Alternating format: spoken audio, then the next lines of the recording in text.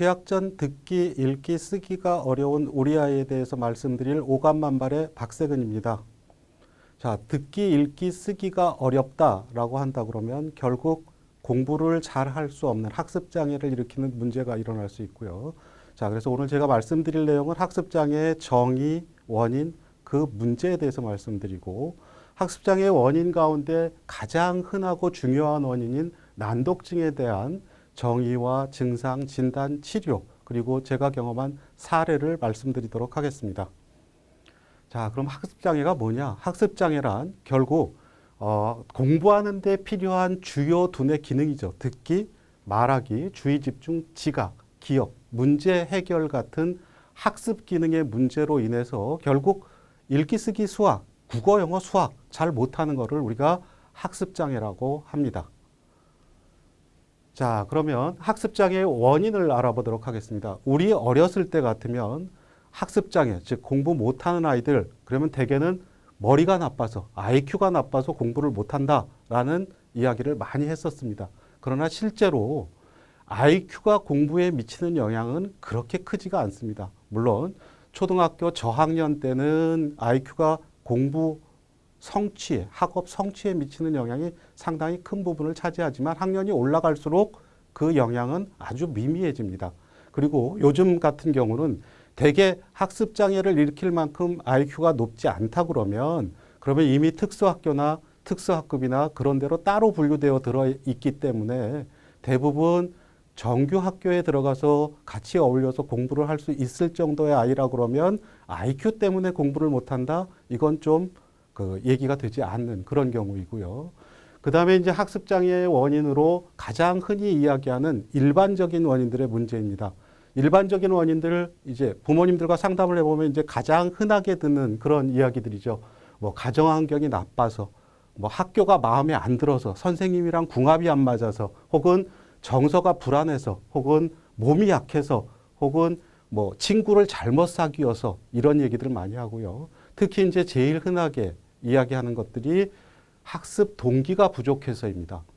자, 그런데 실제로 학습 동기가 부족해서 공부를 안 하고 못하고 하는 아이들은 제가 여태까지 경험한 바로는 그렇게 많지 않습니다. 대부분 상담해 보면 공부 꼴찌 하는 아이도 누구보다도 1등 하고 싶어 하고 내가 평생에 진짜 1등 한 번만 해보면 지금 오늘 죽어도 여한이 없겠다. 이런 아이들도 있습니다. 실제로 상담을 해보면. 그리고 작년 5월 8일 어버이날 어느 언론기관에서 고등학교 1, 2, 3학년을 대상으로 설문조사를 한 게 있어요. 자, 그 설문조사에서 어버이날 부모님께 드리고 싶은 선물이 뭐냐라고 물었을 때 응답자의 51%가 전교 1등 성적표라고 대답했습니다. 자, 그러면 전교 1등은 한 명인데 응답자의 반 이상은 내가 전교 1등 성적표를 부모님한테 갖다 드리면 내가 그 어떤 비싼 선물을 부모님께 하는 것보다 더 부모님이 기뻐하고 좋아하실 거라는 거 너무나 잘 알고 있어요. 본인도 전교 1등 하면 일단 부모님한테 인정받고 사랑받을 수 있다는 것도 알고 선생님한테 인정받을 수 있다는 것도 알고 동료들 사이에서도 좀 더 우러러 보이고 폼 잡고 그렇게 살 수 있다는 거 너무나 잘 알고 있습니다. 자, 그런데 하려고 해도 안 돼서 공부를 못하는 거거든요. 실제로는. 자, 하려고 해도 안 돼서 공부를 못하는 그런 문제인데 실제 그 원인이 뭔지를 모르는 상태로 어머님들은 혹은 아버님들은 대부분 그냥 공부 막연히 하기만 하면 될 거다라는 생각을 가지고 있습니다. 자, 그렇다 그러면 과연 그렇게 공부의 중요성을 잘 알고 있고 간절하게 전교 1등 하고 싶은 아이가 왜 이렇게 공부를 안 할까? 시험 때만 되면 더 잘까? 그걸 알기 위해서 일단 두뇌가 공부를 하는 신경생물학적 과정을 먼저 좀 이해를 하셔야 됩니다.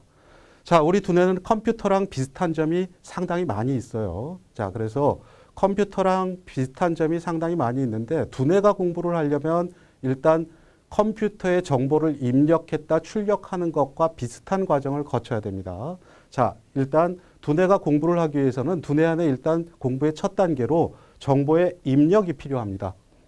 자, 정보의 입력. 컴퓨터는 키보드로 정보를 입력하든지 스캐너로 뜨든지 USB로 다른 컴퓨터에서 자료를 받아서 꽂아서 복사하면 됩니다. 자, 근데 우리 두뇌는 USB 포트도 없고 키보드도 안 달려 있죠. 자, 그러니까 결국 우리 두뇌로 정보를 입력하는 방법은 우리의 감각기관을 통해서 감각 정보를 입력해야 됩니다. 자, 그런데 우리 공부, 일반적인 우리 공부라고 한다 그러면 대개는 시각 정보와 청각 정보로 구성되죠. 자, 책을 읽거나 강의를 들어서 정보를 입력하는 겁니다. 물론 뭐 와인 감별사 공부를 한다 그러면 후각으로 공부를 해야 될 수도 있겠죠. 자, 그렇지만 일반적으로 우리가 학교에서 공부하는 그런 학업에서는 일반적인 학교 공부에서는 시각과 청각이 일단 가장 중요하고요. 자, 책을 읽거나 강의를 들어서 일단 두뇌 안으로 정보를 입력하고 나면 공부의 두 번째 단계는 본인이 가지고 있던 배경 지식이라는 게 있습니다. 그 배경 지식에다가 새로 들어온 지식과 정보를 통합해서 이해하는 과정이 필요합니다. 자, 그게 공부의 두 번째 단계에 해당됩니다. 자, 그러면 일단 새로 입력된 지식과 정보를 통합해서 이해하고 나면 그 다음 공부의 세 번째 단계는 지금 들어온 지식과 정보를 가지고 이해한 만큼 자기가 오랫동안 기억할 수 있게 정리해서 저장하는 과정이 필요하죠. 자, 그래서 뭐 앞자만 따서 외운다든지 도표로 그려서 도표째 머릿속에 넣는다든지 이런 작업을 해서 오랫동안 저장을 하죠. 그렇게 저장을 하고 나서 자, 시험 보는 날이 됐어요. 자, 그러면 저장돼 있던 지식을 제한 시간 내에 정확하게 출력해낼 수 있어야 공부의 완성이 됩니다. 자, 이 과정이 원활하게 돌아가야 공부를 잘할 수 있죠.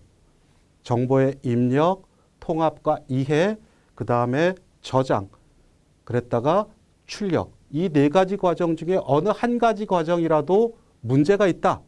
그러면 아무리 자기가 노력해도 공부를 잘 할 수가 없어요. 그런 아이한테 공부해라 말만 한다는 거는 얘기가 안 되죠. 자, 예를 들어서 책 읽기 속도가 같은 학년 수준의 또래 아이들에 비교해서 남들이 한 페이지 읽을 때 반 페이지밖에 못 읽는다라고 합시다. 자, 그러면 그 아이는 남들이 1시간 공부할 때 입력되는 정보의 양하고 그 읽기 속도가 반밖에 안 되는 아이의 정보 양은 배 이상 차이지게 되는 그런 상황이 오죠. 자, 그렇게 되면 그 아이는 남들이 1시간 공부할 때 2시간을 공부해야 같은 양의 지식과 정보를 입력할 수 있습니다. 자, 그게 저학년 때는 가능하죠. 학년이 서서히 올라가요. 자, 이렇게 되면 결국 남들이 2시간 공부하면 4시간 공부해야 되고요. 3시간 공부하면 6시간 해야 되고요. 자, 4시간을 하면 8시간을 해야 돼요. 이렇게 되면 남들이 매일 이제 11시, 12시까지 공부하는 중고등학생이 됐을 때 밤을 꼴딱 새워도 그 친구를 따라갈 수 없는 그런 상황이 되겠죠.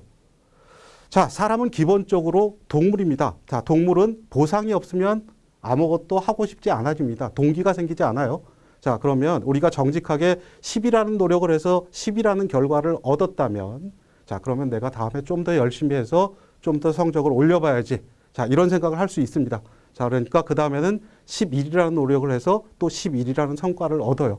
그러면 좀 더 동기가 생기죠. 자, 다음에 좀 더 열심히 해서 성적을 더 올려봐야지. 그래야 부모님도 기뻐하고 선생님한테도 인정받을 수 있겠지. 자, 그럼 12라는 노력을 해서 또 12라는 결과를 얻어요. 자, 그렇게 해서 서서히 발전해 나갈 수 있습니다. 좀 더 노력할 수 있고요. 자, 그런데 10이라는 노력을 했어요. 근데 결과가 5예요. 자, 이런 상황에서 일단 할 맛은 안 납니다.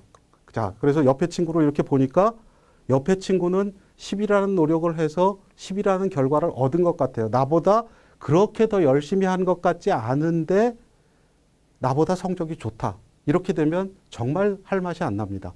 자, 그런 상황에서 그래도 처음부터 포기할 수는 없으니까 그래도 10이라는 노력에서 5밖에 안 나왔지만 그래도 좀 더 해보자. 자, 11이라는 노력을 했어요. 자, 결과가 또 5예요. 그럼 정말 할 맛이 안 나겠죠. 자, 이제 할 맛이 도저히 안 나서 못 하겠어요. 자, 그걸 참고 또 노력하는 사람도 물론 있습니다. 그래서 또 12라는 노력을 해서 조금이라도 올려보려고 애쓰는 사람들도 있지만 대개는 그렇지 못하거든요. 자, 그럼 포기해요. 안 했는데 또 5야. 그럼 결과는 할 때랑 안 할 때랑 똑같네. 이런 상황이 되죠. 그러면 나는 해도 안 되는구나. 따라갈 수가 없구나. 라는 그런 생각을 하게 됩니다. 자, 그렇게 해도 안 된다라는 걸 본인이 느끼고 있고 실제로 자기가 노력해도 성적은 맨날 바닥에서 똑같이 이런 상황이 된다 그러면 할 맛이 안 나고 결국은 할 수도 없는 그런 상황이 되는데 거기다 대고 대개 학부모님들은 그냥 막연하게 하면 된다. 머리띠 결심 노력하자 뭐 이렇게 해갖고 구호만 외친다고 되는 게 아니거든요. 거기다 대고 계속 부모님은 공부해라 공부해라. 너 그렇게 공부해서 나중에 뭐 해먹고 살려고 그러니? 이런 얘기를 하거든요. 그런데 실제로 그 아이도 나 이렇게 공부해서 나중에 뭐 해먹고 살지? 그런 걱정 많이 합니다. 초등학교 제가 5, 6학년 정도만 되는 아이들하고 상담을 해봐도 미래에 대한 걱정을 대부분 합니다.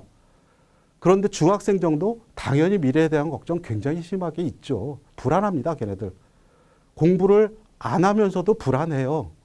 자, 그런데 거기다 대고 계속 공부해라만 하거든요. 근데 난 해도 안 되는데 이런 생각을 가지고 있죠.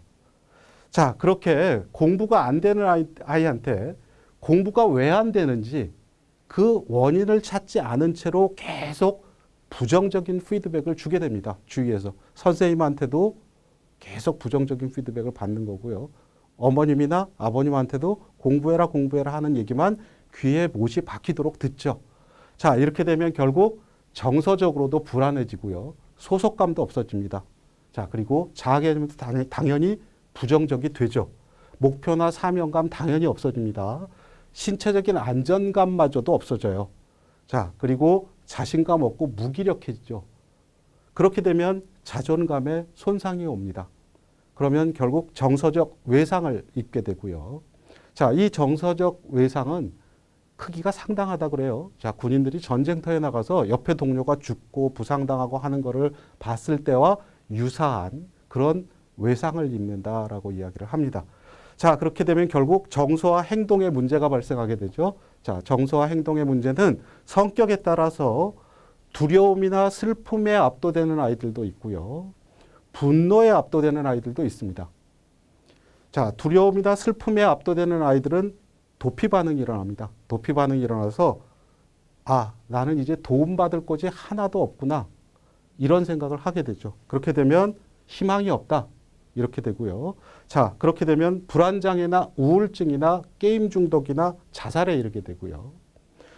자, 분노에 압도되는 아이들도 있죠. 분노에 압도되면 투쟁 반응이 일어납니다. 투쟁 반응이 일어나서 공격성이 증가하고 비행이나 폭력에 이르게 됩니다. 자, 우리들이 보는 현상은 아기가 축 늘어진 채로 항상 무기력하고 아무것도 할 의지가 없고 시험 때만 되면 15시간씩 자고 뭐 시험 끝나고 나면 11시쯤 끝나서 집에 오면 뭐 같이 놀 친구들도 없고 결국 할 수 있는 게 자는 것밖에 없어요. 자, 근데 그 자는 게 자는 거냐? 그렇지 않습니다. 불안하거든요, 본인은. 나 이렇게 공부해서 진짜 나중에 뭐 해 먹고 살지? 이런 생각을 하거든요. 그러니까 불안에 떨면서 자다 깨다 하면서 밤새도록 자는 것도 아니고 안 자는 것도 아닌 채로 거의 밤을 새우게 됩니다. 자, 그런 아이들을 보고 우리가 이제 대부분 정신과로 가는 경우도 생기고요.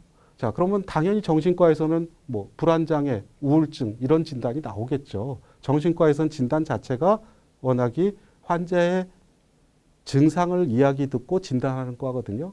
그러니까 애기 늘어져서 항상 불안해하고 아무 의욕도 없고 그럼 당연히 우울증 나오죠. 뭐 진단은.